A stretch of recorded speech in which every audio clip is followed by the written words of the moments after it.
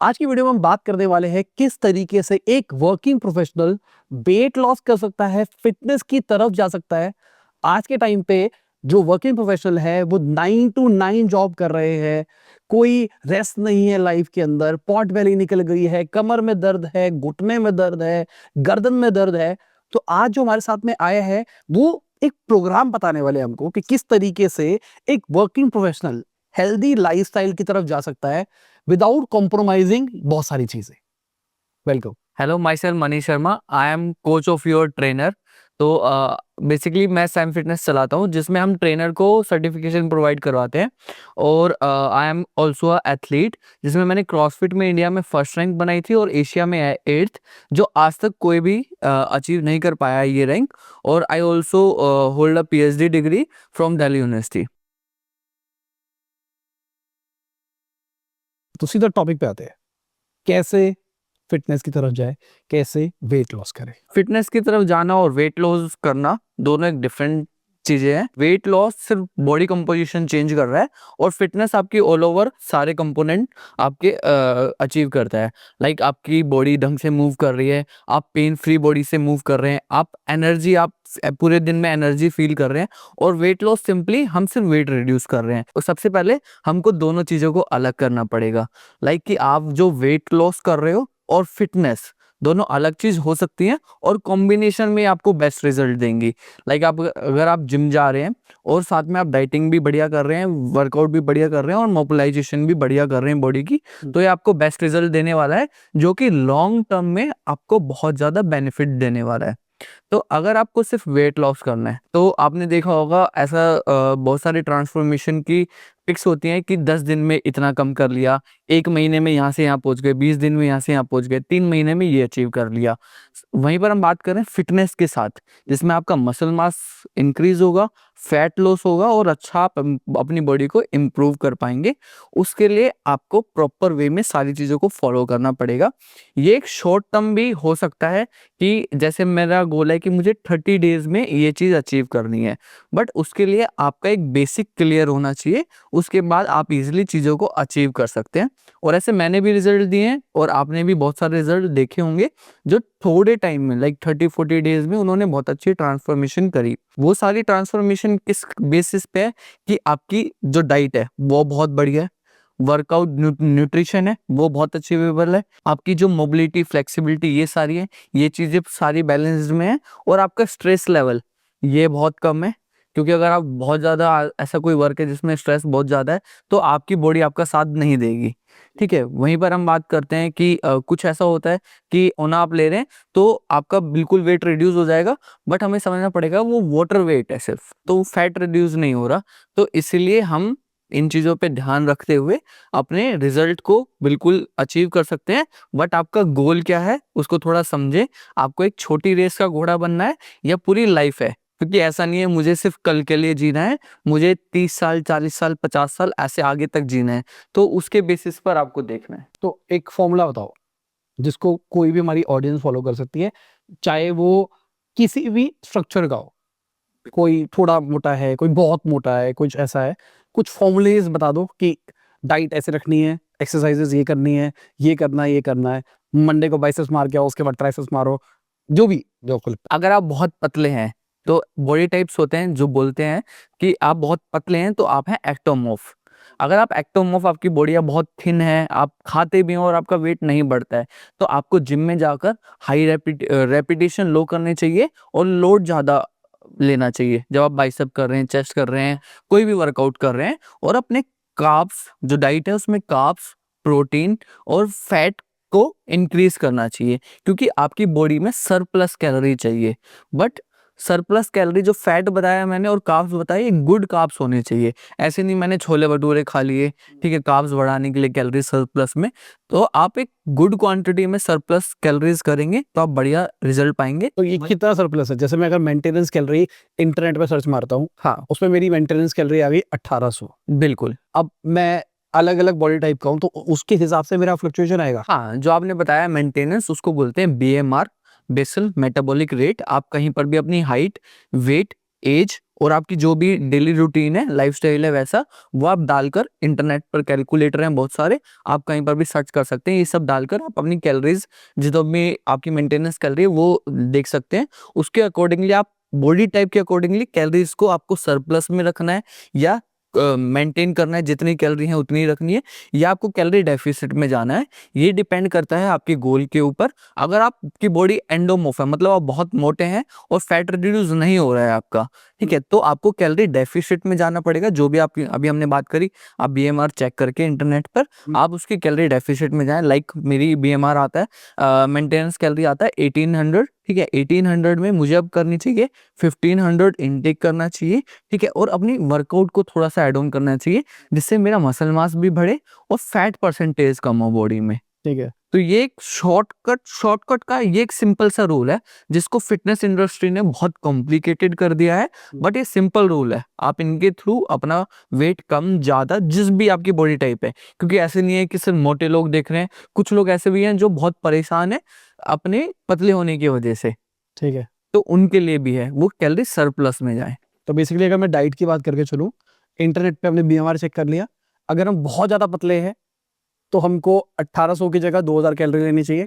अगर हम मोटे हैं और हम पतला होना चाहते हैं तो 1800 की जगह हम 1600 कैलोरी है। बिल्कुल। अब वो जो कैलोरी आ रही है वो किस फॉर्म में आ रही है, परसेंटेज रेशियो क्या है, प्रोटीन कितना है, कार्ब्स कितना है, ओके, कैसे पूरा हाँ, ये जैसे अभी हमने बात करी थी कि अगर आप पतले हैं, ठीक है, तो आपको कार्ब्स, हाई कार्ब्स करने हैं, प्रोटीन जो है वो भी हाई रहेंगे, तो उसमें कार्ब्स की परसेंटेज ज्यादा होगी। वहीं पर जो एंडोमॉर्फ है मतलब जो मोटे हैं बहुत ज्यादा, उनको अपने कार्ब्स की क्वांटिटी कम और प्रोटीन पे ज्यादा अलाइन होना है, ठीक है, उनको प्रोटीन की क्वांटिटी बढ़ानी है, क्योंकि प्रोटीन आपकी बॉडी में क्या करता है, आपकी जो मसल है उनको बिल्ड करता है, जो ऑर्गन है उनकी फंक्शनिंग में हेल्प करता है, प्रोटीन एंड फैट।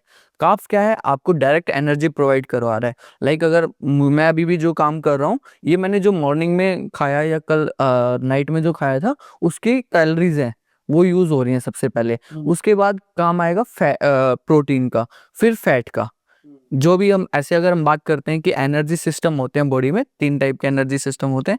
सबसे पहले आता है, अगर साइंटिफिक टर्म में बात करें, एटीपी सीपी। एटीपी सीपी क्या होता है, एडिनो ट्राई फॉस्फेट। तो इसमें क्या होता है कि आप जो शॉर्ट टर्म में काम कर रहे हैं उसमें आपका सबसे पहले एटीपी ब्रेकडाउन होंगे, और जो आपके मसल में स्टोर्ड है वो आपके डायरेक्ट कहीं फंक्शन नहीं होगी। लाइक मेरे को ऐसे हाथ मूव करना है तो यहीं पर मेरे जो एटीपी मसल में स्टोर थे ये यूज हो गए। अगर मैं थोड़ा सा लॉन्ग ड्यूरेशन का काम करता हूँ, लाइक मुझे 2 मिनट तक रनिंग करनी है या कोई एक्सरसाइज परफॉर्म करनी है या कुछ भी ऐसे स्टेयर्स चढ़ना उतरना है, तो वहां पर ग्लाइकोटिक मेरा सिस्टम जो है वो एनर्जी सिस्टम एक्टिव हो जाता है, जिसमें आपके carbs plus some kind of fat बहुत लिमिटेड यूज होते हैं, बट होते हैं। तीनों में सारी चीज होती है बट रेशो चेंज हो जाते हैं। वहीं पर जो थर्ड होता है वो होता है ऑक्सीडेटिव। उसमें आपका जो फैट परसेंटेज है वो ज्यादा बर्न होता है। वो होता है 3 मिनट से ऊपर वाले काम। लाइक मुझे 800 मीटर रनिंग करनी है, मुझे 3 मिनट तक ट्रेडमिल, 4 मिनट तक, 5 मिनट तक, 1 घंटे तक जो ट्रेडमिल करनी है। इसीलिए हम कहते हैं कि जब भी किसी को फैट रिड्यूस करना होता है तो स्लो कार्डियो करना चाहिए। मगर क्या करते हैं हम, ट्रेडमिल की स्पीड बहुत ज्यादा कर लेते हैं और 5 मिनट कि मुझे बहुत तेज भागना है, उससे आपका फैट रिड्यूस नहीं होगा। आपको स्लो पेस पर ज्यादा देर तक करना है, तो आपका जो थर्ड सिस्टम है ऑक्सीडेटिव सिस्टम वो एक्टिव होगा, जिससे आपकी कैलोरीज बर्न होंगी, फैट बर्न होगा बेसिकली, और आपका फैट रिड्यूस होगा। तो अगर मेरे को तीनों के लिए बताओ, जैसे अगर मैं ऑक्सीडेटिव वाले फेज की तरफ फोकस करता हूँ तो मैं फैट रिड्यूस कर पाऊंगा, मतलब ऑक्सीडेटिव वाले में आप फैट रिड्यूस कर पाएंगे। अगर आप मसल स्ट्रेंथ ट्रेनिंग कर रहे हैं बेसिकली, ठीक है। आप मसल इंक्रीज कर रहे हैं जिससे आपका मेटाबॉलिक सिस्टम बढ़ रहा है, ठीक है, उससे आपकी फैट परसेंटेज पूरे दिन में इंप्रूव होगी। मगर शॉर्ट टाइम वाले जो कार्डियो, वही बताया हमने कि 1 घंटा कार्डियो कर रहे हैं, 2 घंटा कार्डियो कर रहे हैं, वो सिर्फ शॉर्ट टर्म वाले हो सकते हैं, उनको जिनको शॉर्ट टर्म में वेट रिड्यूस करना है। बट अगर किसी को लॉन्ग टर्म के मेरे को पूरे लाइफस्टाइल बनाना है, मेरा फिट रहने का मतलब है कि लाइफस्टाइल है ये मेरा। ये नहीं है कि मुझे 3 दिन, मेरे भाई की शादी आ रही है, मेरी शादी आ रही है, अगले महीने तक मेरे को रिड्यूस होना है, वो ये कैलोरीज वाला खेल खेलते हैं कि मैं 1-1 घंटा ट्रेडमिल कर रहा हूँ, 2-2 घंटा ट्रेडमिल कर रहा हूँ। बट अगर किसी को पूरी लाइफस्टाइल में फिट रहना है तो स्ट्रेंथ ट्रेनिंग करके 10-5 मिनट कार्डियो परफॉर्म करते हैं, ताकि उनकी मसल मास सस्टेन रहे और फैट रिड्यूस हो जाए। और जो मसल मास है वो आपकी फैट परसेंटेज ज्यादा यूज करेगी पूरे डे में। ठीक है। जो आपका मेंटेनेंस कैलोरी है वो इम्प्रूव कर देगी, आपका बीएमआर बढ़ा देगी, मेटाबॉलिक। अगर मैं मसल मास बढ़ाता हूँ तो हाँ, अगर आपकी बॉडी में ज्यादा मसल मास है तो आपको ज्यादा, आपकी बॉडी को बहुत ज्यादा मेहनत करनी पड़ेगी फैट बनाने के लिए। ठीक है। तो लॉन्ग टर्म में अगर आपके पास मसल है, अगर हम दो एग्जांपल लेते हैं, एक पर्सन है जो कभी जिम नहीं गया जिसकी मसल मास नहीं है, और एक पर्सन है जिसके बढ़िया मसल मास है, दोनों सेम टाइप पे कुछ नहीं करते, सेम खाना खाते हैं, तो जिसमें मसल मास है वो उसका फैट परसेंटेज बहुत डिले हो जाएगा, उसमें बहुत लेट इंप्रूव होगा, मतलब इंप्रूव नहीं, बहुत लेट आएगा उसके अंदर fat percentage as compare to जिसके पास मसल मास नहीं है। ये बेसिकली बॉडी कंपोजिशन है कि जिसके पास body composition muscle mass side ज्यादा है उसका लेट फैट परसेंटेज आएगा, वो लेट मोटा होगा, और जिसके पास कुछ मतलब फैट मसल नहीं है वो जल्दी मोटा हो जाएगा। ठीक है। तो जिम में करेगा प्रोसेस क्या है? जिम में आपको अगर आप लॉन्ग टर्म में करना चाहते हैं तो आपको 40 minutes 30 to 40 minutes strength training को देनी चाहिए, और 10 टू 15 मिनट्स कार्डियो को देनी चाहिए। कार्डियो ये नहीं है सिर्फ कि आप बाइक कर रहे हैं, रनिंग कर रहे हैं, आप फंक्शनल ट्रेनिंग के बेसिस पे भी कर सकते हैं। मस्कुलर एंड्योरेंस का वर्कआउट करें जिसमें रेपिटेशन आपके ज़्यादा हो और लॉन्ग ड्यूरेशन हो, थोड़ी सी 1 मिनट 2 मिनट ऐसे कर करके आप सेट बना सकते हैं उन चीज़ों। ठीक है। तो अगर फैट रिड्यूस करना है तो रिपीटेशन ज्यादा करना है। रेपिटेशन ज़्यादा करना है, अगर आपको फैट परसेंटेज अपनी डिक्रीज करनी है तो रेपिटेशन ज़्यादा करें, वॉल्यूम उसमें वॉल्यूम बढ़ा दें, इंटेंसिटी कम, मतलब लोड कम करना है, ठीक है, और वॉल्यूम बढ़ा देनी है, मतलब रेपिटेशन और सेट्स ज़्यादा करने हैं आपको, जिससे आपकी फैट परसेंटेज कम होगी। ठीक है। तो बताओ ना प्रोग्राम क्या है? अब जो हमको देख रहे हैं वर्किंग प्रोफेशनल है, अब वो जिम जाना चाहता है, कल से ही न्यू ईयर आ रहा है, मान लो न्यू ईयर का प्रोग्राम बना के बैठा हो, तो उसके लिए एक पूरा प्रोग्राम बताओ कि क्या करें। डाइट का तो हमको समझ में आ गया कि हम बीएमआर चेक कर लेंगे, उसके हिसाब से खाना खाना है, बात करता हूँ। इंटरनेट पे बहुत सारे रिसोर्सेज भी आते हैं जहाँ पर हम चेक कर सकते हैं कि इस खाने में कितनी कैलोरी है, वो कैलोरी काउंट करके कर लेगा। आप एक्सरसाइज कैसे करें? एक्सरसाइज अगर मैं हर की बॉडी पे सब पे अलग अलग काम करेगी एक्सरसाइज, बट अगर हम एक नॉर्मल फ्रेम लेते हैं कि उसकी कोई इंजरी फ्री है, ठीक है, उसको मेडिकल कोई इशू नहीं है, तो उसके बिहाफ पे अगर मैं किसी को बेसिक एडवाइस देना चाहूँ तो उस पे क्या है, आपको रेपिटेशन वर्क अराउंड 20 के, थोड़ा सा हम ऐसा मानते हैं कि वो थोड़ा फैटी साइड है, ठीक है, 25 से लेकर 30% के बीच में उनका फैट परसेंटेज है, ये उनके लिए कि आपको रेपिटेशन करने हैं, ठीक है, 20 से 25 रेपिटेशन वर्क करना है और 4 सेट करने हैं, और वेट ऐसा लेना है जिसमें आप इजीली वो 25 रैप करके ऐसा ना हो कि आप बिल्कुल ही डेड हो गए हैं। ठीक है। आप कंटिन्यू उसको फॉलो करें, क्योंकि आपको ऐसा नहीं है कि वो एक ही एक्सरसाइज करके आपको खत्म कर देना है, दूसरी एक्सरसाइज भी करनी है, तीसरी भी करनी है, तो ऐसे 4 एक्सरसाइज हम ऐसे करते हैं कि 4 एक्सरसाइज यूज करी, ठीक है, और 4 सेट करे। ये हो गया एक बेसिक। अगर आपके पास बहुत अच्छे ट्रेनर हैं और आप फंक्शनल ट्रेनिंग कर सकते हैं, और जो हम करवाते हैं बेसिकली क्रॉस ड्रिल करवाते हैं, क्रॉस फिट करवाते हैं, ठीक है, उसमें क्या होता है, आपका वर्क फ्रेम अलग होता है पूरा, लाइक 10 मिनट्स का वर्कआउट है, उसमें आपको क्या करना है, 5 बर्पी, बर्पी आप पूरे लाई डाउन किए ग्राउंड पे, उठ के आपने जंप करी, 10 पुशअप और 15 स्क्वाट, ये सिर्फ एक राउंड है। ऐसे आपको 10 मिनट्स तक मैक्सिमम राउंड करने हैं। ठीक है। अगर कोई स्टार्टिंग में 2 मिनट में ढेर हो रहा है, कोई दिक्कत नहीं है। कोई 2 मिनट में देर होता है तो हम बोल रहे हैं कि आप कंटिन्यू करो बट स्लो करो। मैं आपको ये नहीं बोल रहा कि आपको 1 मिनट में 1 राउंड निकालना है, मैं बोल रहा हूँ आपको 10 मिनट में आप 2 ही राउंड निकालो, बट कंटिन्यू 10 मिनट तक करो, ठीक है। ठीक है। फिर मैंने नेक्स्ट डे आपको वर्कआउट दिया, हमें सब मानते हैं कि मैंने आपको सेम वर्कआउट दिया, बट उसमें मैंने चेंज क्या किया है कि आपको बोला है कि अब आप इन जो 5 10 15 है इसके 4 राउंड करने हैं और मिनिमम टाइम में करना है। आपको 5 मिनट दिए और आपको टाइम के लिए भागना है, अब तो आपके दिमाग में क्या रहेगा, बस 4 ही राउंड तो है, मैं निकाल देता हूँ स्पीड में। तो आप, हो सकता है आपको 4 मिनट में कर दो, हो सकता है आप 4.5 मिनट में कर पाओ, हो सकता है आप उसको कंप्लीट ना कर पाओ, 4 राउंड 3 ही राउंड हो पाए, ठीक है। तो उसमें आपकी स्पीड बढ़ जाएगी। पिछले में क्या था, आपके पास टाइम था कि मुझे 10 मिनट तक चलते रहना है, तो आप स्लो पेस पे चलोगे और एक लॉन्ग ड्यूरेशन के लिए चलोगे। ठीक है। नेक्स्ट डे मैंने क्या किया, वर्कआउट ऐसा करते नहीं है मगर हम सेम रखते हैं, ठीक है, समझाने के लिए इजी मैनर में, पर मैं मान के चल रहा हूँ जो देख रहा है वो करेगा। वो करेगा। तो हम ऐसा मानते हैं कि उस अगले दिन मैंने क्या बोला कि अगर आप डेडलिफ्ट भी परफॉर्म कर सकते हैं या शोल्डर प्रेस, ऐसा मानते हैं। हम मान के चलते हैं जो कर रहा है वो फ्री वेट कर रहा है। तो अगर ऐसा मानते हैं कि वो सब कुछ परफॉर्म कर सकता है तो फ्री वेट कर रहा है, तो 30 अगले दिन क्या कर रहा है, वो 30 जंपिंग जैक्स, आपको 30 रैप्स जंपिंग जैक्स करने हैं, 20 रैप्स माउंटेन क्लाइंबर करने हैं और 10 वीएप्स करने हैं। आपको ग्राउंड पे लाई डाउन होना है और उठ के अपने टोस को टच करना है। तो एक क्या को 30 20 10 आपको इसके 5 राउंड परफॉर्म करने हैं। वही 10 मिनट के अंदर। आप इसमें ड्यूरेशन कम कर दो, आज हम हो सकता है 8 मिनट कर दें, या हो सकता है हम इसको बोलें कि आपको 5 राउंड करने हैं कितने भी टाइम में। ठीक है, हो सकता है आप ये 15 मिनट में कर पाओ, ठीक है, हो सकता है 20 मिनट में कर पाओ। मैंने आज आपके लिए टाइम सेट नहीं किया, मैंने आपके सेट कर दिए कि आपके 5 सेट हैं आज ये। ठीक है, पिछले दिन क्या किया था, मैंने आपको टाइम सेट कर दिया था, आज मैंने सेट जो कितने राउंड परफॉर्म करने हैं वो सेट कर दिया। ठीक है, ऐसे ही अगले दिन हम परफॉर्म करते हैं। ठीक है, नेक्स्ट एक्सरसाइज उसमें हम क्या करते हैं, किसी को बोला कि मैंने आपको 5 इंचवॉर्म करने हैं। 5 इंचवॉर्म मतलब आपको फॉरवर्ड बैंड होना है, वॉक करनी है हैंड पे, वापस बैक आना है और सीधा स्टैंड स्ट्रेट। ये हो गया हमारा इंचवॉर्म। 5 इंचवॉर्म करे, 15 सिटअप्स, लेटना है ग्राउंड पर कोर के लिए, सिटअप परफॉर्म किए और 10 लेग रेजेस। ठीक है, 5 15 10, 5 स्टार्टिंग में, 10 लास्ट में और 15 बीच में, ऐसे कर सकते हैं। और अगर किसी को इजी करना है तो 5 10 15 भी कर सकता है। और इसमें हमने ऐसे बोला कि आपको पहले ये परफॉर्म करना है और जैसे ही आप ये 5 राउंड कंप्लीट करेंगे उसके बाद आपको 200 जंपिंग जैक्स खत्म करना है। ठीक है, ठीक है, तो वर्कआउट आज क्या है, 5 राउंड पहले ये, उसके बाद 200 अनब्रोकन जंपिंग जैक्स। अब कहीं पे भी बंदा नहीं कर पा रहा तो फिर क्या करे? क्योंकि हर बंदा अलग-अलग फिटनेस लेवल का होगा। कहीं झुक नहीं पा रहे ढंग से, कहीं का पेट अड़ जाता है, तो इसके लिए कईयों की बॉडी स्टिफ है। हाँ, तो इसके लिए स्केल वर्जन होता है। ठीक है, स्केल वर्जन में आपको देखना है कि आपकी बॉडी मैकेनिक्स कहाँ पर ब्रेक डाउन हो रही है, कहाँ पर आपको प्रॉब्लम आ रही है, और उसके हिसाब से आपको अपने मैकेनिज्म को ठीक करना है। क्योंकि फिटनेस का मतलब सिर्फ ये नहीं, मतलब जितना हो रहा उतना कर ले। हाँ थोड़ा स्केल डाउन कर ले, मगर मूवमेंट कंप्लीट करनी है। लाइक अगर मैं पुशअप नहीं कर पा रहा, ठीक है, तो मैं क्या कर सकता हूँ, अपने बेड पे हाथ रख के पुशअप कर सकता हूँ, अपने वॉल पे हाथ रख के पुशअप कर सकता हूँ। तो मैंने क्या किया, मैं वो नहीं कर पा रहा, मगर मैंने उसके मिलती जुलती एटलीस्ट कुछ तो किया।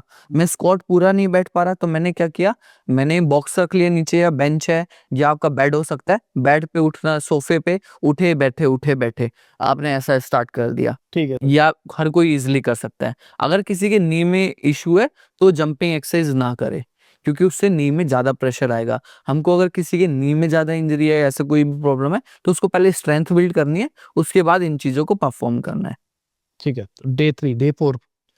डे 4 अगर किसी का ये कंटिन्यू आ रहा है, तो हमने डे 4 में क्या किया, अगर उसके आज हम थोड़ा सा वेट ऐड करते हैं। वेट इन द सेंस, घर पे वाटर बोतल सबकी होती है, बैग सबके होता है।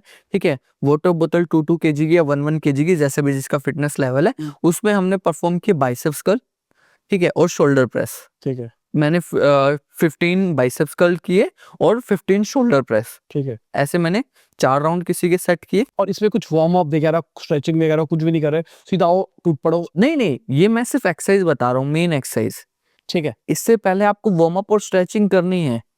मैं आपको सिर्फ वर्कआउट बता रहा हूँ। पहले हम स्टार्ट करते हैं कि कोई जिम में जाता है, वर्कआउट करता है, तो पूरा प्रोग्राम या 1 घंटे का उसका सेशन कैसा रहता है। तो सबसे पहले से रहता है कि आपको अपने हार्ट रेट को राइज करना है। ठीक है, सेकंड रहता है मोबिलाइजेशन, कि आपको अपनी बॉडी को मोबिलाइजेशन करना है।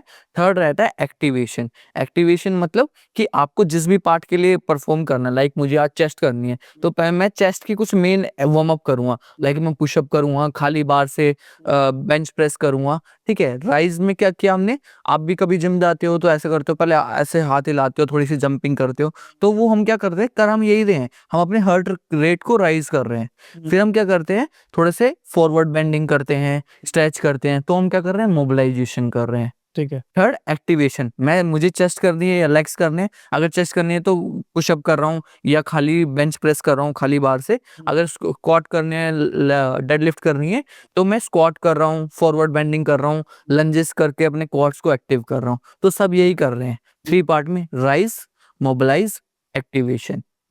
तो ये 3 चीजों से वार्म अप हो गया।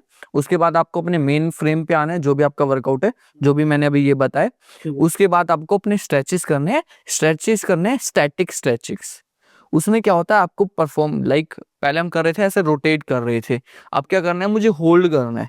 लाइक मैंने हाथ को ऐसे किया, मुझे होल्ड करना है 5 to 10 सेकेंड्स, ताकि आपकी जो मसल एक्टिव हुई है वो रिलैक्स मोड में आए, टेम्परेचर डाउन जाए, और वो जो फेशिया हुआ है, टेंशन क्रिएट हुई है, वो रिलीज होए। ठीक है, तो ये आपका सेशन रहेगा। ये आप वर्कआउट के अकॉर्डिंगली, जो मेन वर्कआउट अभी बताया उसके अकॉर्डिंगली स्ट्रेचेस कर सकते हैं और स्टार्टिंग में वार्म अप कर सकते हैं। इसीलिए मैं इन पे ज़्यादा फोकस नहीं कर रहा, मैं मेन वर्कआउट के, क्योंकि मेन वर्कआउट के बेसिस पे दोनों चीज़ें सेट होती हैं। ठीक है, कि मेरा वर्कआउट आज बेंच प्रेस है तो वैसा वार्म अप करूंगा, स्क्वाट्स है, लेग्स है तो वैसा वार्म अप करूंगा। स्ट्रेचेस भी सेम उस पे डिपेंड करती है। वर्कआउट चेस्ट का है तो चेस्ट वाला, लेग्स का है लेग्स वाला। और जो भी हम क्रॉसफिट फंक्शनल ट्रेनिंग की बात कर रहे थे, उसमें भी जो मेजर मसल यूज हो रही है उनके स्ट्रेचेस करेंगे। नेक्स्ट डे की तरफ चलते हैं। जब आपका नेक्स्ट डे है तो आप उसमें मोबिलिटी कर सकते हैं। ठीक है, आपको सिर्फ उसमें स्ट्रेचेस करने हैं और थोड़े अपने जॉइंट्स को खोलना है, क्योंकि आपने वर्कआउट किया है 3 दिन 4 दिन। ठीक है, जो आपका ये 4th 5th डे है, इसमें आपको स्ट्रेचेस करने हैं, सिर्फ अपने सिंपल स्ट्रेचेस। और जो भी जॉइंट आपको लग रहा है स्टिफ है, उसकी मोबिलाइजेशन पर ध्यान देना है। ठीक है, तो डे 4 पे फिर से आते हैं। डे 4 पे वाटर बोतल हर किसी के घर में होती है, बैग सबके घर में होते हैं, बुक्स सबके घर में होती है। तो आपके पास कोई भी ऑब्जेक्ट है, आपको उनको होल्ड कर लेना। लाइक मैं वाटर बोतल का एग्जांपल देता हूँ। मेरे पास 2 kg की या 1 kg की, जिसका जैसा लेवल है, वो वाटर बोतल ली मैंने। 15 पहले बाइसेप्स कर्ल किए, 15 शोल्डर प्रेस की। ये 15-15 ऐसे मैंने ऐसा एज्यूम किया कि मेरे पास 20 मिनट्स है और 20 मिनट्स में मुझे maximum number of round perform करने हैं। हो सकता है कोई 10 राउंड कर पाए, हो सकता है कोई 20 राउंड परफॉर्म कर। और ये दोनों एक्सरसाइज मारते रहना है। ये एक्सरसाइज करनी है। ठीक है, ये क्या है, हमारी मेजर मसल पे अभी काम कर रही है, जो हमारी बड़ी मसल है। ठीक है, बड़ी इन द सेंस अभी के ब्याह में, क्योंकि बड़ी तो हमारे क्वाड्स और ये सब है, मगर अभी हम जो परफॉर्म कर रहे हैं बाइसेप्स और शोल्डर दोनों को एक्टिव कर लिया। ठीक है, उसके बाद हमने वाटर बोतल से ही थोड़ी सी बेंट रो कर ली, फॉरवर्ड बेंड होकर अपने बेंट रो कर ली। अगर आपके पास ये इजीली हो रहे हैं, वर्कआउट आप परफॉर्म कर रहे हो, तो इसमें हमें क्या ऐड करना है। अगर किसी का लेवल थोड़ा सा है तो हमें 10, अभी हमने बताया 15 वाटर बोतल से बाइसेप्स कर्ल, 15 शोल्डर प्रेस। उसके बाद एक राउंड परफॉर्म करने के बाद 30 जंपिंग जैक्स। ठीक है, 15 15 30। ठीक है, ठीक है, ऐसे 20 मिनट्स तक कंटिन्यू करना है। तो वेरिएशन ऐड कर दी कि स्ट्रेंथ प्लस कार्डियो दोनों का कॉम्बिनेशन बनाया है, जिससे आपका हार्ट रेट राइज होगा और आपका जो भी हमने बात करी थी स्टार्टिंग में, ऑक्सीडेटिव सिस्टम एक्टिव होगा, जिससे आपकी फैट परसेंटेज डिक्रीज होंगी। आइडिया यही है कि ऑक्सीडेटिव अगर सिस्टम को एक्टिव करेंगे तो फैट लॉस होगा। हाँ, क्योंकि वो उसमें उस केस में वो ज्यादा एनर्जी फैट से यूज हो रही है। ठीक है, फैट क्या है, अगर हम फैट को बेसिकली समझे तो फैट है स्टोर्ड एनर्जी। ठीक। जो भी आपकी बॉडी में है, ये स्टोर्ड एनर्जी है, जो आपके जब आपके पास कार्ब्स नहीं होते तो फैट से बड़ी एनर्जी यूज करती है। तो अगर हम एग्जांपल के बेसिस पे समझे कि मैंने एक गाड़ी खरीदी, उसमें 2,000 रुपये का तेल भरवाया, 2000 का पेट्रोल फिल करवाया, उसमें मैंने 1000 रुपीज का स्पेंड कर दिया, मतलब चला ली गाड़ी। उसके बाद अभी रिजर्व हो गया 1000 रुपये का, फिर से मैंने सेम काम किया, 2000 कैलोरीज हैं वो जो पेट्रोल है, वो 2000 कैलोरी का पेट्रोल भरवाया। ठीक है, फिर मैंने यूज कर लिया, फिर 1000। तो अभी रिजर्व में कितनी होगी, 2000 का पेट्रोल हो गया ना गाड़ी में, और 2000 में यूज कर चुका हूँ। अब क्या होगा, अगर मैं थर्ड डे पेट्रोल नहीं भरवाऊंगा तो मेरे पास है ना 2000, तो मैंने वो 2000 यूज कर लिए, तो मेरी टंकी जो है वो खत्म होएगी। अगर मैंने सेम काम थर्ड डे पे किया, मैंने पेट्रोल दोबारा भरवा लिया, तो क्या होगा, पेट्रोल 3000 का रिजर्व हो जाएगा। तो 3000 कैलोरी आपकी बॉडी में रिजर्व हो जाएंगी। वो रिजर्व पेट्रोल क्या है, फैट बॉडी में। तो अभी मैंने जिम के टाइम पे सुना है कि आपका मसल लॉस भी होना शुरू हो जाता है अगर टू मच कार्डियो करते हो तो। हाँ। तो ये ऑक्सीडेटिव स्टेट के अंदर फैट के साथ में मसल भी जाती है। बिल्कुल, मगर क्या होता है परसेंटेज, अगर आप बहुत टाइम, इसलिए मैंने बताया ना, अगर किसी को शॉर्ट टर्म के लिए करना है, शादी आ रही किसी की, तो आप ये सिस्टम कर सकते हो। मगर किसी को अगर लंबा चलना है, आपको अपनी लाइफस्टाइल में फिटनेस लानी है, तो आपके लिए हेल्पफुल नहीं रहेगा। क्योंकि अगर मसल लॉस हो गया तो मसल क्या है, आपकी बॉडी का एक ऐसी इन्वेस्टमेंट है आपके पास, ऐसा एसेट है आपके पास, जो आपको हमेशा बढ़िया रिटर्न देगा, वो नेगेटिव में लेके नहीं जाएगा। मगर हमने वो एसेट को डिप्लीट करना स्टार्ट कर दिया, मसल को डिप्लीट करना स्टार्ट कर दिया, तो हमारी जो टोटल वर्थ है वो कम हो जाएगी। तो आपके पास टोटल वर्थ क्या है, आपकी एज। अगर आप 100 साल जी सकते हैं, तो आपने ऐसे मसल डिप्लीट करना स्टार्ट कर दिया, तो आपकी एज कम हो जाएगी, मतलब आप 90 साल जिएंगे। उसका रीजन क्या है, क्योंकि जॉइंट आपके ढंग से काम नहीं करेंगे, बॉडी फंक्शनिंग ढंग से काम नहीं करेगी। ठीक है, तो एक ऐसा एसेट्स है मसल। तो लॉन्ग टर्म में अगर कोई इसको डिप्लीट करता जा रहा है कि मुझे वेट कम करना है, भागे जा रहा है, तो वो 100% उसको इन फ्यूचर प्रॉब्लम आएगी। अब डे 5 की तरफ आते हाँ, डे 5 को आपको रेस्ट करना है, मोबिलिटी करनी है थोड़ी सी।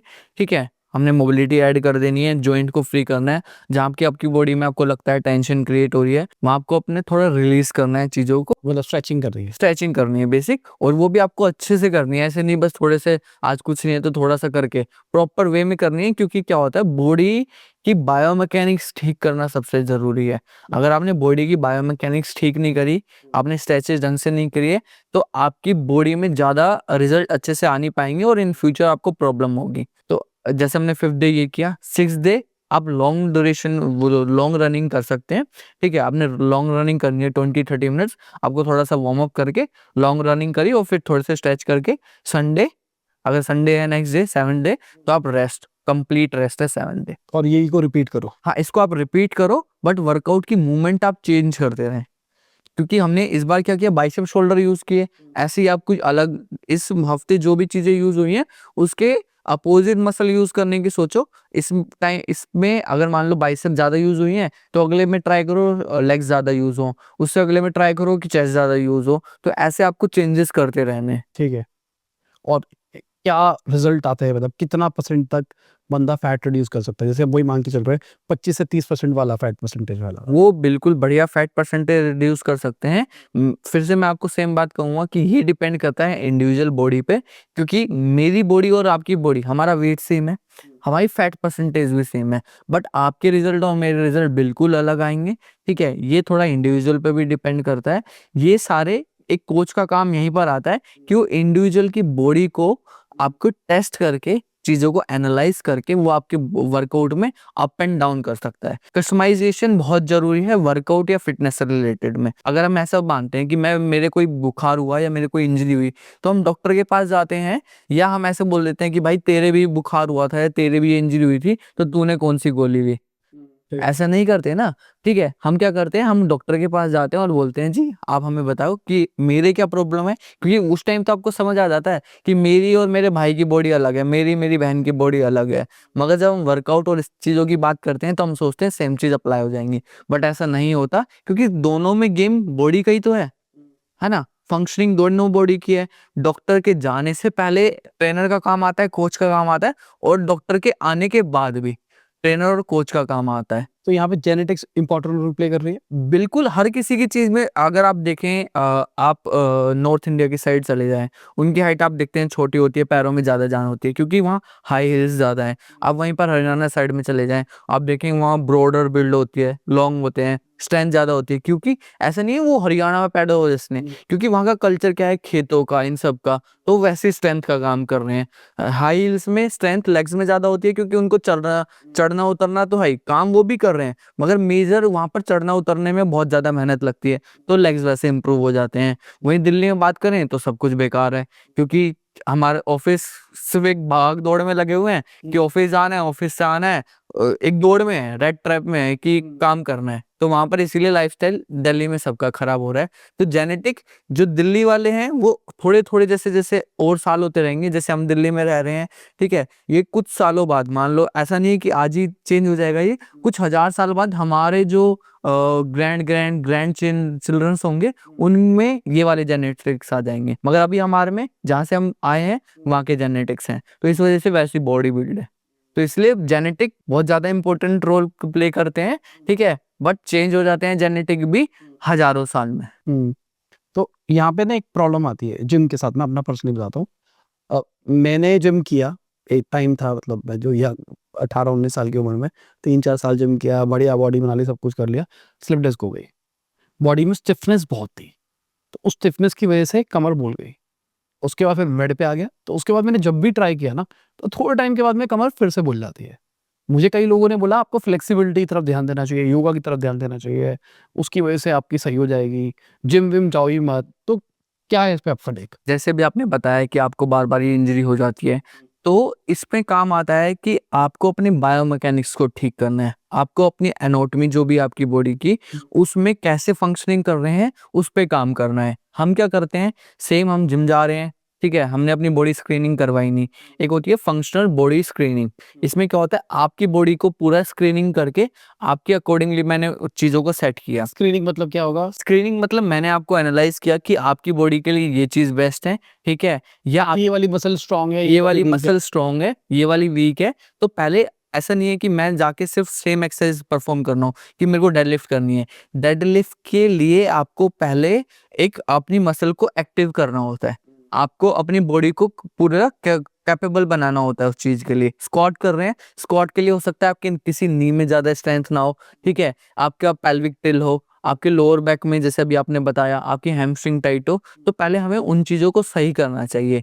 मगर ये लोगों की भी अवेयरनेस नहीं कम है इस बात में, और लोग जो कोचेज हैं मार्केट में उनको भी ये कम ज्ञान है। इसीलिए वो सीधा आते हैं और बोलते हैं कि जी आप ये कर लो, और आपको अगर इंजरी हो जाती है तो ज्यादा ध्यान दे नहीं पाता कोई, क्योंकि वैल्यूएबल जो कोच है मार्केट में वो बहुत हैं, और जो हैं उनकी चार्जेस बहुत हाई हैं। तो हमको पहले समझना पड़ेगा, अगर मेरी बॉडी पे काम होना है तो मेरे को इसके लिए अपने प्राइजेस पे करने पड़ेंगे, अगर अच्छा कोच हायर करना है तो। तो अगर मैंने अपनी एनाटॉमी एक बार को स्टडी कर ली, मुझे पता लग गया कि कौन सी वीक है, कौन से में क्या दिक्कत है, तो मुझे सब पता लग जाएगा कौन सी एक्सरसाइज करनी है, कौन सी नहीं करनी वगैरह वगैरह। ये या over the period of time change भी होता रहेगा? ये over period of time change होगा, क्योंकि आपकी बॉडी का अभी स्ट्रक्चर कुछ है, मैंने ठीक किया, वो कितना परसेंट ठीक हुआ, आपकी बॉडी अभी कैसे काम करनी है, तो उसके अकॉर्डिंगली मैं चीज़ों को प्लान करूंगा। कुछ चीज़ें कम करूंगा, कुछ चीज़ें इंक्रीज करूंगा। मगर मैंने आपको सिर्फ अभी जो बेसिस पे था, अभी बेसिस पे चीज़ों को समझाया। मगर जैसे चेंज हुआ, टाइम चेंज हुआ, आपकी मसल ठीक हुई, तो अब चेंज करना था, मगर मैं परफॉर्म क्या कर रहा हूँ, वही सब चीज़ें, क्योंकि मैंने आपको गाइड तो सिर्फ आज के बेसिस पे किया था ना। वैसे ही आप थोड़े से और आपकी एज भी बढ़ेगी। मान लो आप हम ऐसे 2 साल बाद मिलते हैं, ठीक है, आपकी एज भी बढ़ी, जैसे जैसे एज बढ़ी आपके जो कार्टिलेज हैं वो भी वैसे काम करने लगे, ठीक है, कोर्टिसोल लेवल आपका एज के साथ, आपका वर्कलोड के साथ चेंज होने लगा, ठीक है, स्लीप साइकिल वैसे चेंज होने लगी। तो मैं उसके अकॉर्डिंगली चीज़ों को प्लान करूँगा, मैं आज के अकॉर्डिंगली प्लान नहीं करूँगा। ठीक। तो ये काम आता है। हम सोचते हैं कि एक ट्रेनर से थोड़ी बहुत इंफॉर्मेशन ले लिया, जो भी ले लिया कोच से, वो मैं पूरी लाइफस्टाइल अपने पूरी जिंदगी भर काम करूंगा, बट ऐसा नहीं होता। तो जिम से फ्लेक्सिबिलिटी रह सकती है? फ्लेक्सिबिलिटी आप किसी भी, आप स्ट्रेंथ ट्रेनिंग करो, कितना भी भारी वेट मारो, फ्लेक्सिबिलिटी रह सकती है, बट आपको उसके लिए चीज़ों को परफॉर्म करना पड़ेगा, ठीक है, आपको चीज़ें करनी पड़ेगी। जैसे लाइक आपको मोबिलिटी और फ्लेक्सिबिलिटी पे काम करना पड़ेगा ना। मैंने बहुत सारे ट्रेनर्स देखे हैं, हाँ भाई ऐसे ऐसे बॉडी उनकी स्टिफ है, तो अगर हमको स्टिफ बॉडी नहीं चाहिए, जैसे अगर मैं टाइगर श्रॉफ की बात करके चलूं, बहुत ही फ्लेक्सिबल है, येट बॉडी भी अच्छी है, येट मसल मास भी अच्छा है। बिल्कुल। ऋतिक रोशन की बात करके चले, ऋतिक रोशन के एक बार को मसल मास कम है बट बहुत ही फ्लेक्सिबल बॉडी है, मतलब सबसे फ्लेक्सिबल बॉडी है, एब्स के साथ में लचक लेता है। जब मैं आज से 10-15 साल पहले की बात करें, जो जिम करता था, उस टाइम कहते थे भाई एब्स बना लिए ना तो कमर नहीं हिलेगी ढंग से। तो क्या जिम के साथ अब ये कैसे कर पा रहे सर के साथ? हाँ, ये ना एक मिथ भी बना दिया गया है कि आप वेट ट्रेनिंग कर रहे हो तो आपकी फ्लेक्सिबिलिटी चली जाएगी। तो अगर आप वेट ट्रेनिंग के साथ फ्लेक्सिबिलिटी भी करते हो, परफॉर्म करते हो, चीजों को मोबिलाइजेशन करते हो जॉइंट की, तो वो बेटर होती है। मोबिलाइजेशन मतलब स्ट्रेचिंग स्ट्रेचिंग। पर सब जिम वाले करते हैं पर फिर भी स्टिफ हो जाते हैं। किस वे में करते हैं? ओके। अगर मैं आपको बोलूं, आपका कोई कोर्स है, ठीक है, सब वीडियो बना रहे हैं, सब डिजिटल मार्केटिंग कर रहे हैं, मैं आपके पास क्यों आऊं? आपकी नॉलेज के लिए, ठीक है। अब यही जो चीज़ है मुझे कहीं पर 2000 में मिल जाएगी, कहीं पर 4000 में मिल जाएगी, वही आपके प्राइस अलग होंगे उन चीज़ों में। क्यों? आपकी एक्सपर्टीज है, आपकी नॉलेज है। जो रिजल्ट कोई 2 साल में दे सकता है वो आप मुझे 1 महीने में निकाल के दे दोगे। एक्सपर्टीज का फर्क आया है ना। तो वही जो फर्क है, यही एक कोच में फर्क है, एजुकेशन पे फर्क है। हम कहते हैं कि भाई वो तो 5000 रुपये ले रहा है, वो तो 10,000 रुपये ले रहा है, आप 50,000 रुपये क्यों ले रहे हो? मेरे से बहुत लोग क्वेश्चन पूछते हैं। तो यही फर्क है ना, नॉलेज के बेसिस पे, ठीक है। कि जो रिजल्ट वो आपको 2 साल में देगा वो हम 1 साल या 1 महीने, according to body, according to आपके बायोमैकेनिक्स, हो सकता है वो 1 महीने में आ जाए, हो सकता है उसको 1 साल, मगर उसके कंपैरेटिव में बहुत जल्दी आ जाएगा। क्यों? क्योंकि मैं सिर्फ काम करूंगा, या कोई भी जो एजुकेटेड पर्सन है वो काम करेगा आपके सीधे पॉइंटर्स पे। आपने जैसे अभी अगर आप जिम, आपने बताया कि मुझे आप जिम जाते हो, जैसे इंजरी हो जाती है आप घर वापस आ जाते हो, मगर अगर किसी ऐसे ट्रेनर या कोच के साथ काम करते जो उस चीज को संभाल के रखता और चीजों को सही लेकर चलता, तो आपकी बॉडी में बहुत चेंजेस होते हैं एज कम्पेयर टू आज के। तो फर्क आ गया ना। मगर उसके लिए पे अलग करना पड़ता है, और पे की तो बहुत दूर की बात है, आपको मिलना चाहिए ना पहले। अब मिलेगा ही नहीं तो आप पे किसको करोगे? मैं पैसे लेके घूम रहा हूँ कि मेरे पास 1 करोड़ रुपए है, कोई बहुत बढ़िया कोई ऐसी चीज मिल जाए तो मैं दूं किसको ये? तो मार्केट में अवेलेबिलिटी भी बहुत कम है, तो उसके लिए आपको ढूंढना पड़ेगा थोड़ा, और अप्रोच करना पड़ेगा चीजों को। ठीक है। और ये जो बड़े लोग हैं, जैसे हम आमिर खान की बात करके चलो, दंगल में एकदम वेट बढ़ा लिया, एकदम रिड्यूस कर लिया, ये इनके लिए तो कुछ स्पेशल चीज होती होगी। सबसे पहले हम एक नॉर्मल और एक्टर्स की बात करते हैं, तो इनके लिए जो भी कर रहे हैं ये एक प्रोजेक्ट है। इनके मसल मास बढ़ाना, फैट परसेंटेज कम करना, या बहुत मोटे हो जाना, ये सब एक प्रोजेक्ट है। क्यों? क्योंकि इनका काम वो है, इनका लाइफस्टाइल ही वो है, इनका वर्कलोड भी वही है। आप जो काम कर रहे हो आपका वर्कलोड अलग है, आप फिटनेस को साथ में लेके चल रहे हो। इनका जो फिटनेस वाला जो चेंज कर रहे हैं, इनका काम ही वो है। अब इनके पास चीजें क्या है, इनके पास जो न्यूट्रिशन है वो एक बहुत अच्छे वे में मिल रहा है इनको। इनके पास जो कोचेज हैं वो एक बहुत बढ़िया कोचेज हैं। इनको जो रिकवरी रेट है, ठीक है, या रिकवरी की जो मेथड्स हैं वो पूरे ढंग से मिल पा रहे हैं। क्यों? क्योंकि इनको पूरे दिन करना ही है। इनको प्रोजेक्ट मिल गया ना, आपको जी 3 महीने में ये बॉडी निकाल के देनी है मुझे। अब इनका सिर्फ गोल ही ये है कि मुझे 3 महीने में ये करना है, और कोई काम नहीं है। आपने सेट किया है कि मुझे अपने काम के साथ ये चीजें अचीव करनी है, तो कंपैरिजन बिल्कुल गलत हो गया सबसे पहले, सही बात है ना? क्योंकि मैंने अब डिसाइड कर लिया कि ऋतिक रोशन ने, या दंगल मूवी आई थी उसमें हम बोलते हैं कि आमिर खान ने एकदम से इतनी बढ़िया बॉडी बनाई थी, थोड़ी देर के लिए बनाई थी, मतलब वो थोड़ा ही पार्ट था उसका, मगर इतनी बढ़िया बॉडी बनाई, और उसने खुद बनाई, मतलब कि उसने ऐसे कुछ इफेक्ट यूज नहीं करे, खुद बनाई वो बॉडी। तो उसमें बहुत सारी मेडिकेशन यूज हुई, ठीक है। उनका जो प्रोजेक्ट था, रिकवरी रेट था, उनको सिर्फ काम ही वो था। तो नॉर्मल ह्यूमन के साथ मैं कैसे कंपेयर कर सकता हूँ उनको? तो ये अचीवेबल है, बट डिपेंड करता है कि आपकी वर्क लाइफ कैसी है, ठीक है। आप किन किन चीजों का, बहुत सारे मेडिकेशन भी ऐसी चीज है, ठीक है, स्टोर्ड बेसिस पे भी है, ठीक है। ये सब उनके काम है, रिजल्ट आ जाएंगे, बट आप कैसे रिजल्ट लाना चाहते हो और आपका लाइफस्टाइल क्या है उस पर डिपेंड। तो ये जो स्टेरॉइड्स वगैरह होते हैं लॉन्ग टर्म में नुकसान देते हैं। बिल्कुल, अगर आप देखो कि आपकी बॉडी को कोई चीज 5 mg दे, डॉक्टर ने बनाई है कि 5 mg देनी है, मैं आपको आपकी बॉडी में 100 mg इंजेक्ट कर दूं, ml इंजेक्ट कर दूं, तो फर्क नहीं आएगा। बॉडी को बहुत ज्यादा काम करना पड़ेगा, और बॉडी हैबिचुअल हो जाएगी वो चीज बाहर से लेने के लिए।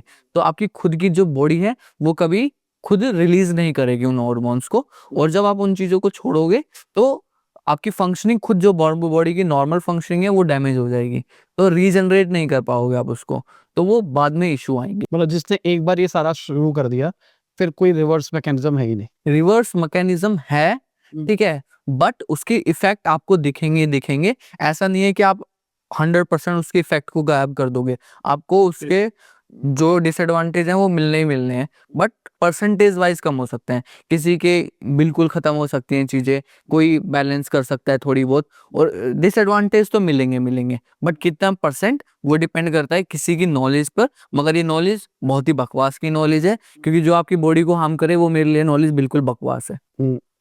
जो सिक्स पैक एब्स है कि एकदम स्ट्रेंडेड मसल है, सब कुछ चमक रहा है बॉडी का, वो पॉसिबल है विदाउट दवाई ववाई खाए, एक नॉर्मल वर्क लाइफस्टाइल के अंदर। एक नॉर्मल वर्क लाइफ के उसमें ये पॉसिबल नहीं है, ठीक है। अगर आप कोई एथलीट है तो पॉसिबल है, क्योंकि आपका काम वो है ना, आपका प्रोजेक्ट है, आपकी लाइफ ही वो है, ठीक है। आपको आप बढ़िया बॉडी कर बना सकते हैं, टोन बना सकते हैं, मगर एक होता है ना बिल्कुल सिक्स पैक्स एब्स, बिल्कुल defined body. Body fat achievable है अचीवेबल, अगर नॉर्मल वर्क लाइफस्टाइल के अंदर। अचीवेबल है, मगर आप चीजों को बहुत सिस्टमेटिकली लेके चलना पड़ेगा। मगर अगर उसमें भी थोड़ा सा भी ऊपर नीचे होगा तो आपको बहुत ज्यादा रिजल्ट आने नहीं है। मतलब जिंदगी नहीं जी पाओगे। हाँ, कंटिन्यू नहीं कर सकते ना पूरे, मान लो मैं 3 महीने तक कर लूंगा, मैं बहुत टाइम से ट्रेनिंग करता आ रहा हूँ, ठीक है, मेरा लाइफस्टाइल अब सेडेंटरी लाइफस्टाइल हो गया, मैं वर्क ऑफिस जा रहा हूँ, ठीक है। तो अगर मुझे बॉडी बनानी है तो मैं 3 महीने के लिए बना लूंगा। एक बार मैंने अपना फोटो शूट करवाया, जब फोटो, आजकल हम क्या होता है इंस्टाग्राम पर देख के बहुत ज्यादा इन्फ्लुएंस हो जाते हैं, बट अगर हम देखें जब मुझे फोटो शूट कराना है, मुझे पहले से पता है, तो मैं वाटर रिटेंशन कर रहा हूँ, डिप्लीट करता हूँ वाटर को, ठीक है। वाटर को डिप्लीट किया, कार्ब्स लोडिंग करी, बॉडी पंप की, ठीक है। तो मैंने ये कैमरा के लिए बॉडी बनाई है, अपने लिए नहीं बनाई। कैमरा के लिए जितनी देर मेरा शूट हुआ बस उतनी देर के लिए, थोड़े टाइम में वापस हो जाएगी। तो जो इन्फ्लुएंसर है उन्होंने कैमरे के लिए बना रखी है, एक्चुअली में वो बॉडी नहीं है, वो थोड़े टाइम के लिए है और वो बहुत हार्मफुल बॉडी है। एक टाइम के बाद वो सब चली जाएगी और बहुत ज्यादा डिसएडवांटेज भी मिलेगी उनको उस चीज की। कितना percent body fat is achievable लड़कों के लिए? 12 to 15% एक नॉर्मल हो सकता है। अगर होना चाहिए, मतलब जिसमें अच्छी जिंदगी जिए, बंदा फिट भी दिखे और रह भी सकता है, जिंदगी भी जी सकता है। हाँ 14 से 18 के बीच में नॉर्मली जी सकता है कोई, और लंबे टाइम के लिए। ठीक है, और लड़कियों के लिए नंबर? लड़कियों के लिए ज्यादा होगा क्योंकि लड़कियों की बॉडी बिल्कुल अलग होती है लड़कों से, ठीक है। उनके लिए फैट परसेंटेज है 18 से 25-26 तक। ठीक है। मैंने ना एक यूट्यूब पे वीडियो देखी थी अभी कुछ टाइम पहले, उसके अंदर एक कंसेप्ट बताया, अभी रिसेंटली देखी मैंने। उन्होंने बोला किसी बंदे के लिए 12% इज अचीवेबल, किसी के लिए 18 इज अचीवेबल, किसी के लिए 25। मतलब हर बॉडी के, जैसे आपने बायोमैकेनिक्स की बात करी, हर ऐसे ही खाने का भी सिस्टम बताया उसने।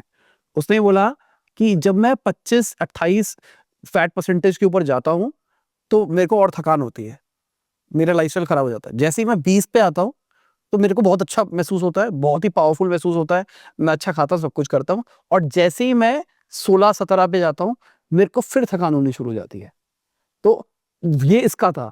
ऐसे ही उसने हर एक बंदे के साथ में सैंपल साइज ले रखे थे और हर बंदे के ऊपर ये नंबर्स वेरी कर रहे थे।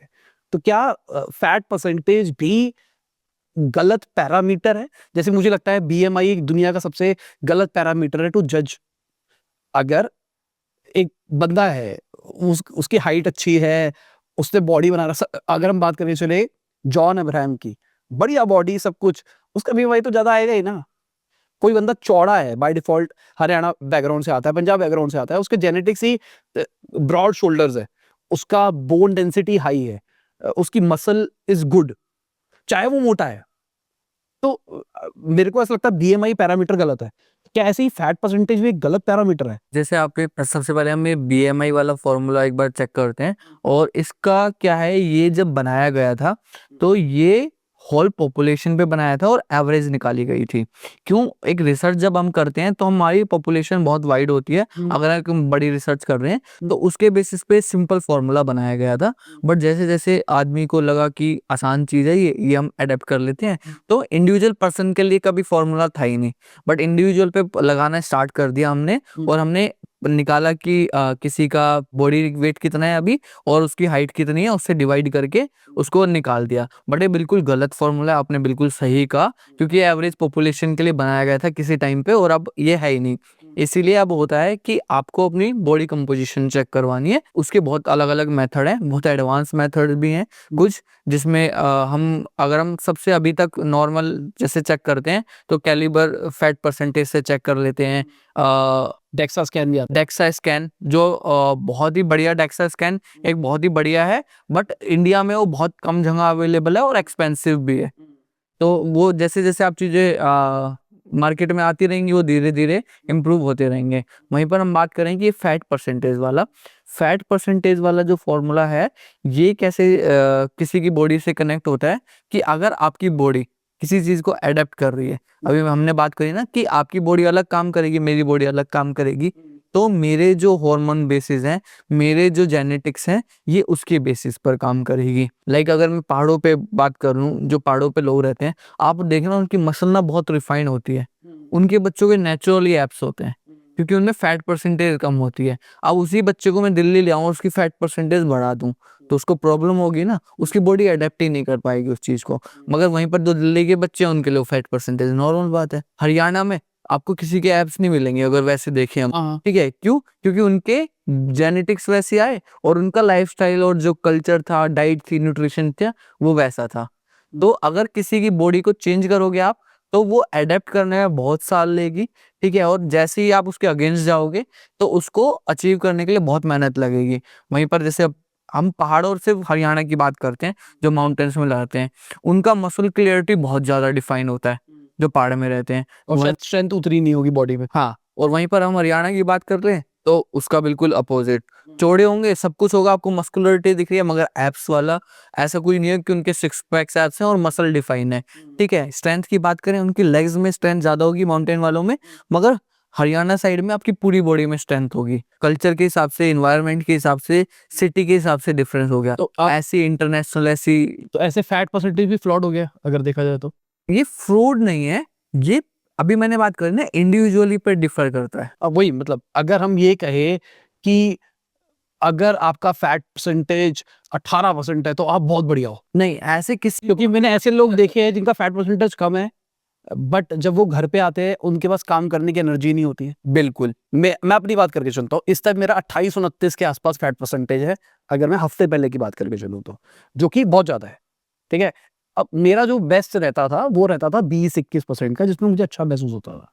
अब वो 20-21 मेरा पीक था, उससे नीचे मैं जब भी गया हूँ मेरे घर वाले रिजेक्ट कर देते थे, मैं घर नहीं रखना इस बच्चे को। तो 28-29 में आज इस फैट परसेंटेज में मेरा एक जानने वाला है, वो उसका फैट परसेंटेज है कुछ 16-15 इसके आसपास भटकता है।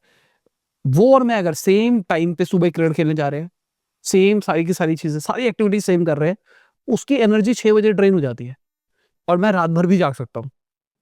तो मुझे हमेशा से ये लगता है कि fat percentage is not fitness, जो आजकल क्राइटेरिया बना दिया गया है। कोई बंदा मोटा है और उसको सब कहते हैं तू फिट नहीं है, तो आपको लगता है ये वाला कंसेप्ट है? अभी मैंने बताया ना, जब हमारी वीडियो स्टार्ट हुई थी हमने तभी बात करी थी, fat loss, weight loss is not fitness. वो इसका एक छोटा कंपोनेंट है। आपकी बॉडी कैसे रिएक्ट कर रही है किसी चीज पे, कैसे परफॉर्म कर रही है, आपकी स्ट्रेंथ क्या है, आपकी बॉडी जो जॉइंट है वो किस तरीके से मूव कर रहे हैं, वो सब पूरा एक ऑल ओवर जो सब है वो फिटनेस डेवलप करता है। मगर लोगों ने बना लिया है कि जो बॉडी कंपोजिशन है वो फिटनेस है। एक्चुअली में वो फिटनेस है ही नहीं। स्टार्टिंग के वीडियो से हम यही बात कर रहे हैं और मेरा सबसे पहली लाइन यही थी जब हमने बात करी थी। तो फिटनेस सिर्फ हम स्केल पे मेजर नहीं करते कि आपका फैट परसेंटेज क्या है, कैलोरीज क्या है, हम उसमें बहुत सारे कंपोनेंट दिखते हैं। और अगर हम सिंपल वर्ड में फिटनेस डिफाइन करें तो फिटनेस है कि आप पूरे डेली रूटीन में जो भी आपका काम है वो आप काम कर रहे हो और आपके पास some kind of energy reserve रहनी चाहिए इमरजेंसी के लिए, तो वो आदमी एकदम फिट है, अगर हम सिंपल बेसिक लैंग्वेज में बात करें। मगर जो हम आजकल बात करते हैं कि हम सिर्फ अपीयरेंस को फिटनेस बताते हैं, तो अपीयरेंस इज नॉट फिटनेस। और इसीलिए हम जिम में जब जाते हैं तो हम देखते हैं कि इस ABCD ने बहुत बढ़िया बॉडी बना रखी है, ये मेरी बॉडी बनवा सकता है और ये मेरी फिटनेस इंप्रूव करवा सकता है, जो कि बिल्कुल गलत है। पर हम वही बॉडी की तरफ जाते हैं, इंजेक्शन लगवा लो। हमारे ऑफिस का एक स्टाफ है, उस बेचारा वो कभी जिम नहीं गया, लॉन्ग एज के अंदर, मतलब बच्चे हो चुके हैं अब, वो जिम गया, 2 महीने जिम गया, उसको इंजेक्शन ठोक दिए। हाँ, तो यही ना, ये सारी चीज़ है कि जब आप अनअवेयर नहीं होते चीज़ों को बोलो कर, एजुकेशन के बेसिस पर आप चीज़ों को मैनिपुलेट कर सकते हैं। मगर जैसे ये अनएथिकल वाले, मैं तो इनको अनएथिकल लोग ही कहता हूँ, जो सर पैर के बिना चीज़ों को लगा देते हैं। अब मेरे पास आप आए हो, मेरे पास फिट होने आए हो या बर्बाद होने आए हो, सही बात है ना? तो मेरा काम है आपको एजुकेट करना सबसे पहले कि जी ये चीज़ है, ये चीज़ आपके लिए अच्छी है, ये चीज़ बुरी है। ठीक है, ये बुरी चीज़ मैं नहीं करवा सकता और इतने कम टाइम में आपको रिजल्ट नहीं दे सकता। ठीक है, ये मैंने आपके लिए एक गोल सेट किया है आपकी बॉडी के अकॉर्डिंग, आप इसमें काम करना चाहते हो। अब यहाँ पर आपकी वो आता है कि आपकी मेंटालिटी क्या है। आप बोलोगे हाँ जी, मैं अपना लाइफस्टाइल बनाना चाहता हूँ फिटनेस को। मैं ये नहीं कि सिर्फ मेरी बहन की शादी आ गई, मेरी शादी आ गई तो मेरे को आज पतला कर दो। तो इसके बेसिस पर अगर मैं कहूँ कि 80% कोचेज एंड ट्रेनर की गलती है ये चीज़ें इंट्रोड्यूस कर दी, तो 20 से 30% लोगों की भी गलती है कि वो उनको शॉर्टकट चाहिए। आप देखो इंस्टाग्राम या कहीं पर भी, मैं कोई शॉर्ट टर्म डाल दूं ना चीज़ें कि आपको 10 दिन में इतना करवा दूंगा, वो चीज़ें चल जाएंगी। सूखा नशा है। ऑडियंस, मैं हर जगह बोलता हूँ ऑडियंस गधी है। सूखा नशा कहता हूँ मैं उसको ना। सूखा नशा, आपकी लैंग्वेज को सूखा नशा। सबको चाहिए ओवरनाइट रिजल्ट्स। बिल्कुल। रात को सो, सुबह उठो, 6 पैक्स ऐप बन जाएंगे। ये इंजेक्शन है, ओलंपिक चल रहा है आजकल बहुत ज्यादा, कि कुछ नहीं करना जी, तो टेंशन ही नहीं, इंजेक्शन लगवाओ, पतले हो जाओगे। हाँ, तो लॉन्ग टर्म में उसका कितना गंदा इफेक्ट है, आपकी क्रेविंग चली गई, आपकी एपेटाइट कम हो गई। ठीक है, आपको जो रिकवरी रेट है वो बहुत ज्यादा घट जाएंगे, आपकी बॉडी लॉन्ग टर्म में काम ही नहीं कर पाएगी ना वैसे। तो आपको इन फ्यूचर कितनी प्रॉब्लम हो जाएगी वो नहीं देख रहे, हम देख रहे हैं कि आज मुझे क्या चाहिए, आज मुझे 1 महीने में मैं कम हो जाऊंगा, बस बात खत्म। बट ये जो और जर्नी इसका है 20 साल के बाद का इफेक्ट तो आज भी नहीं पता, क्योंकि ये ड्रग आया ये भी थोड़े टाइम पहले है। बिल्कुल बिल्कुल 30 साल के बाद बॉडी कैसे रिएक्ट करती है ये आपको भी नहीं पता, मुझे भी नहीं पता। तो तो हाँ, बस चल रहा है कि हाँ भाई हो रहा है ये काम। ठीक है। तो कुछ प्रॉब्लम्स के एड्रेस करते हैं, जो वर्किंग प्रोफेशनल्स है उनको क्या क्या प्रॉब्लम्स आ रही है। एक आ रही है कमर की दर्द, उसके लिए क्या करा जाए? देखो, जब भी हम ऑफिस जाते हैं तो हम पूरा दिन ऐसे बैठे रहते हैं और हम लैपटॉप या कंप्यूटर पे काम करते रहते हैं, या फाइल में भी ऐसे रहते हैं। कोई भी अगर कोई ऐसा नहीं है जो बिल्कुल ही ऐसे करके काम कर रहा है पूरे दिन, है और वो पॉसिबल भी नहीं है। ठीक है, तो जब हम ऐसी मूवमेंट करते हैं तो इसका अपोजिट क्या है कि हमको स्ट्रॉन्ग क्या करने पड़ेंगे, अपना पोस्टीरियर चेन। आगे के पार्ट को हम बोलते हैं इंटीरियर, पीछे के पार्ट को हम बोलते हैं पोस्टीरियर। तो मुझे दिख गया कि मेरी ये चीजें ऐसे हो रही है। ठीक है, तो क्या हो रहा है, मेरी इस चीज में वीकनेस आ रही है और वो ओवर स्ट्रेच हो रही है मेरी बैक। तो मुझे क्या करना पड़ेगा, इसको स्ट्रेच करना पड़ेगा और पीछे बैक और अपने स्कैपुलर रीजन को, पोस्टीरियर चेन को स्टेबलाइज करके स्ट्रॉन्ग करना पड़ेगा, ताकि वो पोस्चर ऐसे से ऐसा हो। तो उसके लिए करेगा? उसके लिए आप बहुत सारी एक्सरसाइज हैं, कैट एंड काउ कर सकते हैं। ठीक है, आप बर्ड वॉक कर सकते हैं, हाइपर एक्सटेंशन कर सकते हैं। बहुत सारी जेफरसन कर्ल जो आपकी पूरी स्पाइन को खोलती है, वो एक्सरसाइज कर सकते हैं। तो ऐसी बहुत सारी एक्सरसाइज है। ये इंडिविजुअल की बॉडी कैसे काम कर रही है उस पर थोड़ा सा हम चीज़ों को एक्सरसाइज का और कौन सी चूज कर रही है वो डिपेंड करता है आपकी बॉडी पर। मैं 10 एक्सरसाइज बता दूंगा, ऐसा नहीं कि वो 10 सबके ऊपर शूट करेगी। उनमें से 2 या 3 एक्सरसाइज आपके लिए निकालनी है, बेस्ट एक्सरसाइज, वो आपकी बॉडी पे काम करेगी। ठीक है। घुटने की प्रॉब्लम का क्या रीजन है? अगर किसी को नी में पेन है तो बहुत सारे रीजन हो सकते हैं। ठीक है, अगर हम बोलते हैं किसी मसल की वीकनेस से हो रखा है, तो हमारे जो क्वाड्स है, हैमस्ट्रिंग है और काफ है, हमको इसको स्ट्रेंथिंग करने की जरूरत है। ठीक है, और वहीं पर हम नी के लिए चीजों को अलग तरीके से कर सकते हैं। अलग तरीके से मतलब, मैं जब मेरे नी में पेन नहीं है, मैं पहले से सही हूँ, तो मैं स्टेयर्स यूज करूँ, लिफ्ट यूज ना करूँ, जिससे मेरे क्वाड्स ट्रेन होंगे, मेरे जो मसल है वो एक्टिव होंगे। तो मेरे नीज पर, नी जॉइंट है एक, ठीक है, उसके आसपास जो मसल है वो उसको सपोर्ट कर रही है, वो उसको फोर्स प्रोवाइड करवाती है, मसल फोर्स प्रोवाइड करवाती है। तो मैं कुछ भी काम कर रहा हूँ तो मसल से कर रहा हूँ। जॉइंट, अगर मेरी मसल वीक हो जाएंगी तो प्रेशर जॉइंट पर आएगा, तो वो आपके पेन में कन्वर्ट हो जाएगा। मगर मैं मसल बना लूंगा तो मसल में ही रहेगा, फोर्स प्रोवाइड करवा देगा। तो हमको कुछ कुछ चीजें ऐसी एक्टिव करने की जरूरत है। लाइक मैंने स्टेयर्स का यूज किया तो मेरे क्वाड्स इंप्रूव हुए। अपने घर में आजकल सबसे प्रॉब्लम आ गई है, सबसे बड़ी दिक्कत, कि हम इंग्लिश वॉशरूम यूज करते हैं। हिंदी वॉशरूम पूरे इंडियन कल्चर से ऑलमोस्ट गायब हो गए हैं। सिर्फ जो गांव है वहां पर है, बाकी दिल्ली जैसे मेट्रो सिटी में है ही नहीं। तो वो भी हमें वापस लाना चाहिए, जिससे आपकी पूरी मोबिलाइजेशन होगी। ठीक है, आपके क्वाड्स में स्ट्रेंथ बिल्ड होगी, आपके जो ग्लूट्स हैं, हैमस्ट्रिंग है, वो स्ट्रेच होंगे। और फिटनेस से निकल के आता है, बहुत सारे लोग जो फिट है, जिम जा रहे हैं, उनको अटैक्स आ रहे हैं पिछले कुछ टाइम से। तो ये क्यों हो रहा है? देखो, हम बात करते हैं कि जिम में लोग जा रहे हैं, आजकल बहुत ज्यादा अटैक हो रहे हैं, तो जिम जाना बिल्कुल गलत है, ऐसा हमारा मानना हो चुका है। और लोग जो मम्मी पापा हैं उनके दिमाग में तो ये बैठ गया है, क्योंकि न्यूज ऐसी आती हैं। तो इसका बेसिक क्या है, जब कोविड के बाद ऐसा लाइफस्टाइल हो गया लोगों का, लोग घर में बहुत ज्यादा रहते हैं। या मेट्रो सिटीज में हम बात करें तो अगर हम बच्चों को भी देखते हैं, तो पहले जब आप पहले आपके स्टार्टिंग में आपके फोन कितने एज में आया था आपके हाथ में? मेरे पास जल्दी आ गया, 7th क्लास में था मैं, बहुत पहले आ गया था मेरे पास। 7th क्लास में आ गया था। और यूज कितने घंटे करते थे?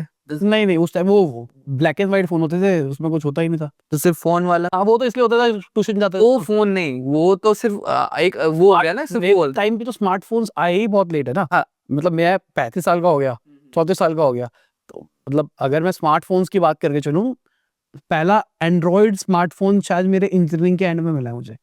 उससे पहले मैं वो यूज करता था, नोकिया वाले फोन। हाँ, उससे और पहले उसमें कीपैड थे, नॉर्मल कॉल कर सकते हो या आप मैसेज भेज दिया ऐसा। और उसमें भी क्या होता था, उसमें नॉर्मल क्या कहते हैं, गाने, वीडियो प्ले कर ली, हाँ, बेसिक इतनी छोटी तो स्क्रीन फिर आप स्क्रीन टाइम क्या था आपका उस टाइम पर? अगर कंप्यूटर इंक्लूड करता तो कंप्यूटर नहीं, सिर्फ फोन। कुछ भी नहीं था। कुछ भी नहीं था। आजकल हर बच्चे के हाथ में फोन है। आप उस टाइम पे क्रिकेट खेलते थे, मूवमेंट पे काम करते थे ना बेसिकली। बिल्कुल। आप रनिंग करते थे, आधा दिन तो हमारा बाहर ही रहता था। स्कूल से आए, बैग रखा और खेल रहे हैं। कैसे खेल रहे हैं? फोन में खेल रहे हैं या आउटडोर एक्टिविटी में? आउटडोर खेल रहे हैं। आजकल क्या हो रहा है, फोन में खेल रहे हैं। तो जो लाइफस्टाइल है वो चेंज होता जा रहा है। ठीक है, पहले क्या होता था, जो हमारे मम्मी पापा भी थे, उनके हाथ में फोन नहीं था, वो ठीक है, वो क्या करते थे, शाम को घूमते थे, लोगों से बात करते थे, आउटडोर एक्टिविटी में ज़्यादा। आजकल मूवमेंट खत्म हो गई, तो क्या हो रहा है, हमारा विसरल फैट बढ़ रहा है। विसरल फैट मतलब जो हमारे ऑर्गन के सराउंडिंग में फैट जमा हो जाता है। हमारे जो आर्टरीज है, ठीक है, उनमें फैट ज़्यादा बढ़ जा रहा है, ठीक है, वो हमारी ब्लड की पंपिंग ढंग से नहीं होने दे रहा। तो क्या होता है, जब आप जिम जाते हैं, आप ने एक रील देखी, सुपरमैन बनना है अब आपको, ठीक है, जाते ही दिन में पूरे इंटेंसिटी से हम वर्कआउट करते हैं और बोलते हैं कि भाई अब तो हम आज ही करके मानेंगे, ठीक है। तो क्या होता है, आपकी ऐसा नहीं वो जिम में जाके हुआ है, वो वहां पर ट्रिगर हुआ पॉइंट, वो जो आपने बेस पहले से ही घर में बना के रखा हुआ था कि आपकी बॉडी में मूवमेंट थी नहीं, कोर्टिसोल लेवल हाई हो रहे थे, आर्टरीज में फैट परसेंटेज बढ़ रही थी, विसरल फैट बढ़ रहा था, ठीक है, वहां गए जिम में, एक ही दिन में सुपरमैन बन गए, ठीक है, उससे वो चीज ट्रिगर हो गई। और कुछ केसेस इसलिए हो रहे हैं कि आजकल ये स्टेरॉइड मेडिकेशन ये वाला फॉर्मूला बहुत आ गए हैं, तो कोचेस ट्रेनर ने ये देने स्टार्ट कर दिया लोगों को, और लोगों को शॉर्टकट चाहिए तो लोगों ने स्टार्ट कर दिया लेना। आपकी बॉडी उस चीजों को प्रिपेयर थी नहीं, आपने वो चीजें लेनी स्टार्ट कर दी। तो ये दो मेन रीजन है जिससे ऐसे केसेस बहुत ज्यादा आ रहे हैं मार्केट में, और बहुत ज्यादा आजकल हम न्यूज में सुन रहे हैं। तो आपको ये चीजें समझने की जरूरत है, उसके बिहाफ पे आप बढ़िया लाइफस्टाइल जी सकते हैं। अब फाइनली एक और नई प्रॉब्लम निकल के आ रही है, बोन हेल्थ। लोगों की बोन हेल्थ खराब हो रही है, उसके लिए भी क्या कर सकता है वो? बोन डेंसिटी, बोन हेल्थ इसलिए ज्यादा वीक हो रही है। पहले क्या था, आपको सन का एक्सप्लोजर बहुत था आपके पास। आजकल क्या है कि मैं सुबह उठा, मैं सीधा अपने घर से गाड़ी में बैठा, अपने ऑफिस गया, सीधा गाड़ी ऑफिस के अंदर पार्क और अपना काम करने लग गया। सन का एक्सप्लोजर है ही नहीं। तो क्या होता है, सन से आपको विटामिन डी मिलता है, जिससे कैल्शियम आपकी बॉडी तक पहुंचता है और वो ढंग से फंक्शनिंग और स्ट्रेंथ आती है और बोन डेंसिटी इंप्रूव होती है। आज की डेट में आप किसी का भी कैल्शियम टेस्ट करा लो, विटामिन डी का टेस्ट करवा लो, सब में कम मिलेगा। इसकी वजह से आजकल बोन डेंसिटी सबकी वीक हो गई है और बोन हेल्थ में बहुत ज्यादा प्रॉब्लम आ रही है। तो आपको सन का एक्सप्लोजन, विटामिन डी, कैल्शियम, ये सब आपको सप्लीमेंट के थ्रू आपको खाने चाहिए। हम बोलते हैं कि सप्लीमेंट गलत है, बट सप्लीमेंट बहुत अच्छी चीज है अगर आप उसका ढंग से यूज करते हो तो। मैं आपको बताता हूँ, ये ऑफिस देख लिया आपने, चारों तरफ लाइट है, धूप आती होगी, तो इस ऑफिस में बैठा हूँ, मैं रोज आ रहा हूँ, ठीक है। मैं अपनी बेटी को स्कूल छोड़ने जा रहा हूँ, लेके आ रहा हूँ, मेरी जो गाड़ी है वो सनरूफ ऊपर पूरी पूरी खुली हुई है, तो गाड़ी के अंदर भी धूप घुस रही है। तो मैंने टेस्ट कराया रिसेंटली, कम ही आएगा। बहुत ही कम आया, मतलब 18-20 आया था। ये महात्मा कर रहा हूँ आज से 8-9 महीने पहले की, 18-20 आया। मैं कहा कैसे हो सकता है, मेरी वाइफ का बड़ा हुआ था, वो घर में बैठी है, मैंने कहा ऐसे कैसे हो सकता है। फिर मैंने दवाई खानी शुरू करी, वो कैप्सूल वैप्सूल, और वही 2 महीने की टाइप्स किया, उसके बाद टेस्ट कराया, मेरा नॉर्मल आ गया। अब सवाल मेरे लिए सबसे बड़ा शॉकर ये था, मैं तो लाइट एक्सपोजर में हूँ, तो क्या इनडायरेक्ट लाइट एक्सपोजर की बात नहीं करी जाती है, पर डायरेक्ट लाइट एक्सपोजर है? हाँ, जो भी आपके एक सरफेस आ गई, ठीक है। इवन पहले अगर हम बहुत डीप रिसर्च देखें, मैंने अगर टी शर्ट भी पहन के अगर मैं सन में बैठा हूँ ना, तो भी वो ढंग से काम नहीं करेगा जितना इफेक्टिवली उसको करने चाहिए।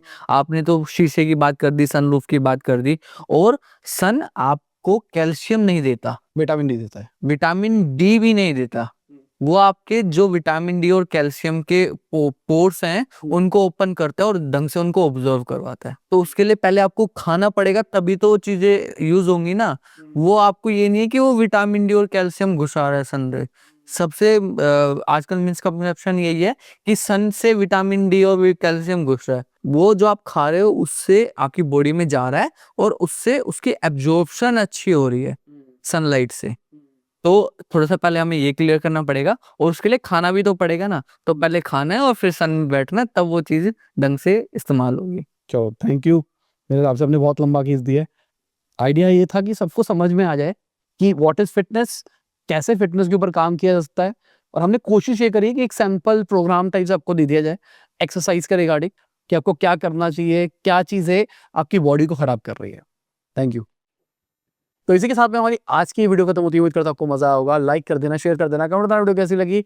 बाय, गुड नाइट, शब बखैर, खुदा हाफिज़, गुड मॉर्निंग, और जब भी वीडियो देख रहे हैं, जय हिंद, वंदे मातरम, दुआ में याद रखना।